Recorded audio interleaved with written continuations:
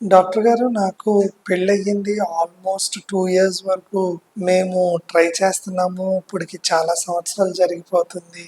మాకు పిల్లలు కలగట్లేదు.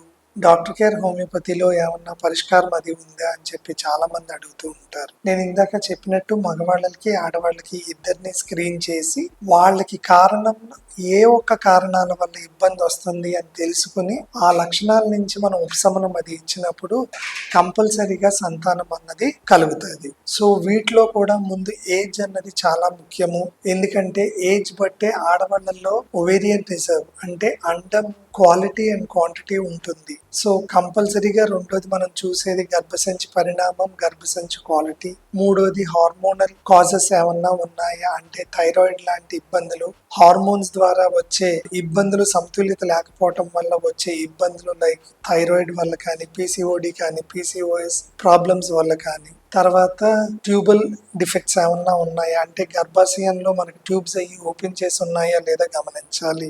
ఈ లక్షణాలు అయ్యి ఆడవాళ్ళది అది స్క్రీన్ అయిన తర్వాత మగవాళ్ళల్లో కూడా హార్మోనల్ ఇంబ్యాలెన్స్ కానీ, తర్వాత ఎరెక్షన్ ప్రాబ్లం అయ్యి లేకుండా ఉండటం కానీ, ఎక్కువ గొమ్ముని విడుదలైపోవటం కానీ, ఈ యొక్క లక్షణాలు అయ్యి మనం గమనించి కారణం తీసేస్తే లక్షణాలు సెట్ అవుతాయి. కాబట్టి వెంటనే డాక్టర్ కేర్ హోమియోపతిని సంప్రదించండి. మీకున్న సందేహాలతో పాటు అద్భుతమైన ఫలితాల కోసం కాన్స్టిట్యూషనల్ ట్రీట్మెంట్ ద్వారా అది సాధ్యం అవుతుంది. నమస్తే.